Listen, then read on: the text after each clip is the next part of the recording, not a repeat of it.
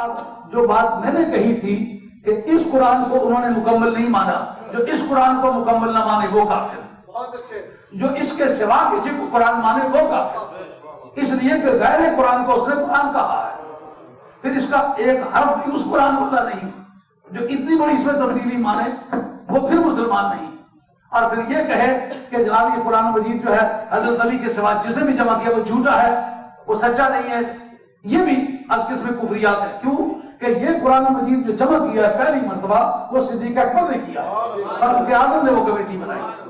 فاروق اعظم اس committee کے chairman تھے، اور بخاری کے متن میں ہے جب ان کا قرآن مجید جمع کرنا چاہیے تو حضرت صدیق اکبر کہتے ہیں کیف افعل ما لم یفعلہ رسول اللہ صلی اللہ علیہ وسلم، میں وہ کام کس طرح کروں جو حضرت نبی کریم علیہ السلام نے نہیں کیا تھا۔ بار بار آتے رہے کہتے ہیں واللہ فی خیر، اس کو کہتے ہیں ادارہ مسلک، ادارہ مسلک بھی ایک پاور آف لیجسلیشن کا نام ہے، وہ بھی ایک سورس آف لا ہے، اور اس کو اگر آپ چیلنج کریں گے تو ہزار ہاتھ دلائل نکل آئیں گے جو آپ کو منوا کے چھوڑیں گے۔ کہتے بار بار وہ آتے رہے، ان کے پاس اتھارٹی کا تھی یہ بات منوانے کی، واللہ فی خیر، اس میں چاہیے قرآن کی کوئی آیت ان کے پاس تھی نہیں تھی، کوئی حدیث کا جملہ تھا نہیں تھا، اور کوئی اجماع امت اس پر تھا نہیں تھا، کوئی قیاس تھا نہیں تھا، خیر اس میں خیر ہے،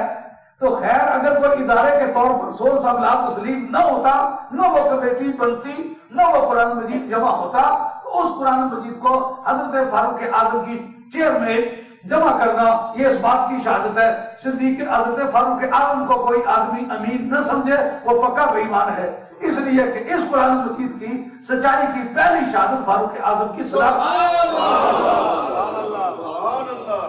اور دور صدیق اکبر میں اس پر اجماع ہوا، پڑھ کے سنایا گیا، اور تواتر کے ساتھ آج تک یہ قرآن مجید وہی قرآن مجید تسلیم ہوا ہے، تو مسلمانوں کے متواترات کا منکر ہونا یہ بھی اس قسم کفریات ہے، یہ اصلی قرآن ہے، یہ اس قسم متواترات ہے، اور تمام اہل اللہ کا اس پر اجماع ہے، اور اس کو اجماع نصی کہتے ہیں۔ اجماع نصی کا، اجماع کامل کا منکر کافر ہوتا ہے، یہ ہمارے اصول کی کتابوں کے اندر لکھا ہوا ہے۔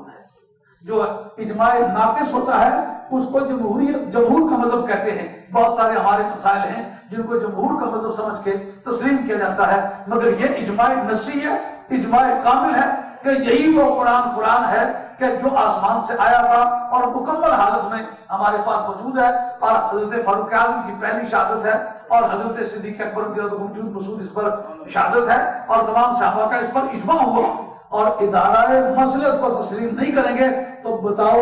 دو اذانیں جو جمعے والے دن ہوتی ہیں سرکار کے دور میں ہوئی، شاہ صاحب صدیق اکبر کے دور میں ہوئی ہیں،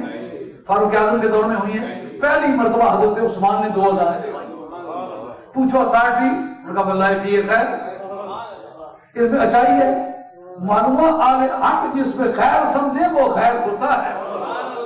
یہ ادارہ خیر بھی تسلیم ہوتا ہے، تو اسی بنیاد پر قرآن مجید کو جمع کیا گیا۔